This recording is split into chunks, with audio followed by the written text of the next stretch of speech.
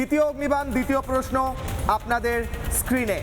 আমি কিশলয় প্রশ্ন করছি, কিশলয় অগ্নিবাণে দুর্নীতি উৎখাতের একমাত্র পথ পিসি অর্থাৎ মমতা বন্দ্যোপাধ্যায়, অভিষেক বন্দ্যোপাধ্যায়ের পিসি এবং ভাইপো অর্থাৎ মমতা বন্দ্যোপাধ্যায়ের ভাইপো অভিষেক বন্দ্যোপাধ্যায়ের গ্রেফতারি? Question mark. আমি ধ্রুবদাকে দিয়ে শুরু করছি। ধ্রুবদা, এই কোশ্চেনটা আমি আপনার কাছে নিচ্ছি এবং তার সঙ্গে আমি এটাও জানতে চাইছি দাদা, বীরভূমে আমি দেখি কবিগুরুর জায়গা বীরভূম, সেখানে বারবার কখনো অপার বাড়ি, কখনো গপার বাড়ি, কখনো মিনার মণ্ডলের টাকা, কখনো টুলু মণ্ডলের টাকা, বীরভূমটা তো মানে বদনাম করে দিচ্ছে এই চোরেরা। বলুন ধ্রুবদা। দেখুন, বদনাম তো অলরেডি করে দিয়েছে এই মিনার মন্ডল, টুলু মন্ডলরা বীরভূমকে মানে টাকা লয়ছয় করেছে। আজকে টাকার একটা খনিতে পরিণত হয়েছে, খনি থেকে টাকা, টাকা থেকে খনি, এই যে একটা পরিস্থিতি তৈরি করেছে। এই জায়গা থেকে আমাদের রাজ্যের মাননীয় মুখ্যমন্ত্রী শুভেন্দু অধিকারী এই একটা সুন্দর পরিবেশ আনছে এবং এই টাকা যেখানেই থাকুক, আমরা শুনছি যে ওই আশেপাশে আরো অনেক কোটি কোটি টাকা আছে এবং আরো ভালোভাবে যদি তদন্ত করা হয়, এ তো সামান্য ঝাঁকি হয়, ওর অনেক বড় বড় টাকা বাকি হয়। সেখানে সাধারণ স্বাভাবিকভাবেই আমাদের কাছে যা খবর আসছে, যদি ঠিকঠাক তদন্ত হয় আরো লক্ষ লক্ষ কোটি টাকা সামনে আসবে। এবং পশ্চিম বাংলার মানুষ যেভাবে দেনাগ্রস্ত হয়ে গেছে, 8,15,000 কোটি টাকা, এই টাকাগুলো যদি ঠিকঠাক ভাবে রাজস্বতে জমা পড়তো, রাজ্যের সরকারকে দেনা নিতে হতো না, রাজ্যের সরকারকে এত ঋণগ্রস্ত হতে হতো না, বেকার যুবকের কর্মসংস্থান হতো, নিয়মিত এসএসসি হতো, প্রতি বছরে সরকারি চাকরিতে নিয়োগ হতো, কিন্তু সেগুলো হয়নি।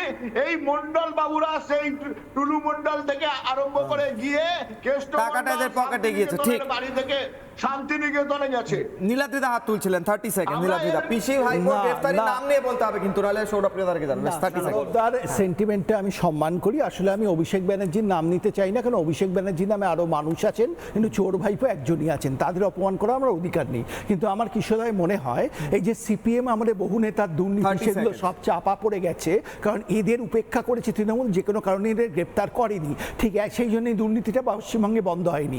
একইভাবে আজকে দাঁড়িয়ে যদি এই পিসি এবং ভাইপোকে গ্রেপ্তার করা না হয় কিশোরয়, তাহলে ভবিষ্যতেও দুর্নীতি আবার হবে, কারণ একটা দৃষ্টান্ত তৈরি হবে। সিপিএম এর সময় যেমন লক্ষ লক্ষ কোটি টাকা কমরেডরা চুরি করে 42,000 বেআইনি চাকরি দিয়ে সিএজি রিপোর্টের কথা ক্যাগ রিপোর্টের কথা বলছে, ক্যাগ রিপোর্টে এসেছিল 43,000 বেআইনি চাকরি হয়েছিল, সেই সময় মন্ত্রীর বইয়ের নামও ছিল। তা সেই দুর্নীতি যেরকম ধরা হয়নি, আজকে অন্তত পিসি ভাইপোকে গ্রেপ্তার করা প্রয়োজন। মমতা অভিষেক নয়, পিসি ভাইপোকে গ্রেপ্তার করা। আপনি কি বলবেন শুভম, আপনিও কি গ্রেফতারি চাইছেন নাকি আজকে মানে অন্য দিনের মতো এটা বলতে ভয় পাবেন? 30 সেকেন্ড। আমলে এরকম কোনো প্রমাণিত দুর্নীতি নেই এবং তৃণমূল। আচ্ছা, ওনাকে বলেন দিন স্যার। আপনার বলার সময় কিছু কথা আপনি আমার দুবার আচ্ছা বলেন, তারপর। এবং দ্বিতীয় হচ্ছে 15 বছর তৃণমূলের শাসনকালে তৃণমূল একটাও ব্যবস্থা নিতে পারেনি। আমি বলছি পাথর পাচার, বালি পাচার, কয়লা পাচার সব মিলে প্রায় 1 লক্ষ কোটি টাকার কাছাকাছি এই বিগত 15 বছরে দুর্নীতি হয়েছে। এবার এই টাকাটা সরকারি কোষাগারে জমা পড়া খুব গুরুত্বপূর্ণ এবং এর পেছনে যারা যারা জড়িত, অভিষেক বন্দ্যোপাধ্যায় তো শুধু একটা নাম, কিন্তু তার বাইরে ভালো তৃণমূল হয়ে যাওয়া বা সরাসরি বিজেপিতে ঢুকে যাওয়া আরো কয়েকশো তৃণমূল রয়েছে। তাদেরকে অ্যারেস্ট না করলে, তাদেরকে আইনি প্রক্রিয়ার মধ্যে না নিয়ে এলে, বিচার সম্পূর্ণ না করলে এই টাকাগুলো সরকারি অ্যাকাউন্টার। এক সেকেন্ড কবে অ্যারেস্ট হবে ভাইপো? হলো 30 সেকেন্ড শঙ্কুদা, 30 সেকেন্ড শঙ্কুদা, এক সেকেন্ড নীলাদ্রিদা, কবে অ্যারেস্ট হবে ভাইপো? 30 সেকেন্ড শঙ্কুদা। দেখুন, আমাদের মুখ্যমন্ত্রী বিধানসভাতেই বলেছেন পরবর্তী নির্বাচন পর্যন্ত ভাইপো রাজনীতিতে বাইরে থাকতে পারবেন না, এবং এই কমিটমেন্ট উনি প্রকাশ্যে কোনো সভায় বলেননি। বিধানসভায় যেখানে সমস্ত দলের রিপ্রেজেন্টেশন আছে সেখানে দাঁড়িয়েই তিনি বলেছেন, এবং তিনি এক সেকেন্ড ভাই বলতে দাও, তিনি দেশের হচ্ছে একজন নির্বাচিত মুখ্যমন্ত্রী।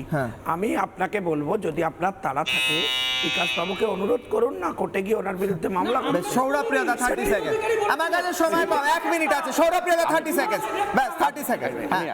আমি বলছি যে মমতা বন্দ্যোপাধ্যায়ের গায়ে কোনো দুর্নীতির দাগ নেই, প্রমাণ হোক। দাঁড়ান শেষ করতে দাও। এই কথাটা এই রিপাবলিক চ্যানেলে এসে বলে গেছিলেন পঞ্চায়েত মন্ত্রী দিলীপ ঘোষ, পঞ্চায়েত মন্ত্রী দিলীপ ঘোষ, যে মমতা বন্দ্যোপাধ্যায়ের নামে কোনো দুর্নীতির অভিযোগ নেই।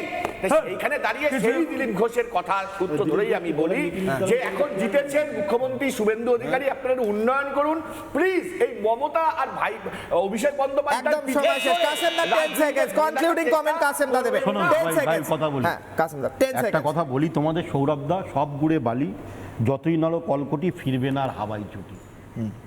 ফিরবে না আর হাওয়াই চটি। পশ্চিম বাংলার মানুষ এদের রিজেক্ট করে দিয়েছে, পশ্চিম বাংলার মানুষ এদের রিজেক্ট করে দিয়েছে, পা থেকে মাথা অবধি কালীঘাট পুরো দুর্নীতি।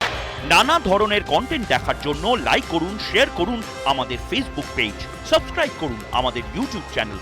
পাশাপাশি অন্যান্য ব্রেকিং নিউজের জন্য অবশ্যই চোখ রাখুন রিপাবলিক বাংলায়।